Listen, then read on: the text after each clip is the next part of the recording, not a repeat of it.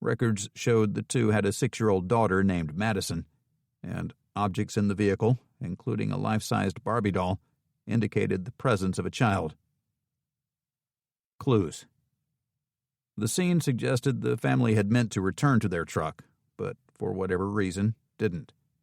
The most immediate logical explanation available was that they had stopped to travel by foot and gotten lost. Using the family's cell phones and GPS device, deputies reconstructed their last logged movements.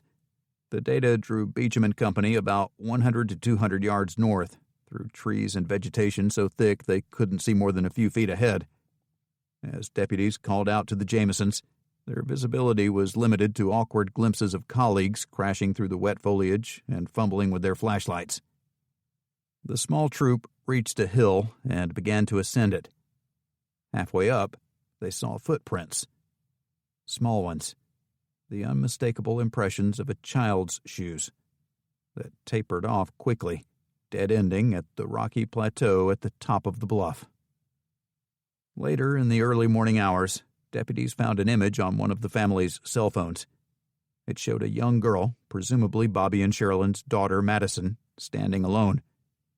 The scenery around her, boulders, trees, maroon and green leaves, and pine needles, resembled the bluff at the top of the hill where they spotted the footprints. In the picture, the little girl's bleached blonde hair flowed down over her shoulders. She wore a light-colored T-shirt and blue jean trousers. Her eyes peered into the distance, mouth open, exposing her missing front baby teeth. Her arms were crossed in a kind of anxious self-hug, with her right hand grasping her left elbow and her left hand holding her right bicep. She was either standing or mid-step in what appeared to be a candid picture. Unposed, unplanned, and unnerving. As the first inkling of dawn touched the overcast mountain, Beecham stood alone, assessing the truck from a new angle on the clearing. Something was off. A shadowy figure silhouetted against the sky approached him from the direction of the truck, where the deputy's activity had intensified. "Sheriff, I think you need to see this." "What is it?" Beecham followed him back over to the truck. "We found something underneath the floor compartment. There is a substantial amount of money in this vehicle, sir."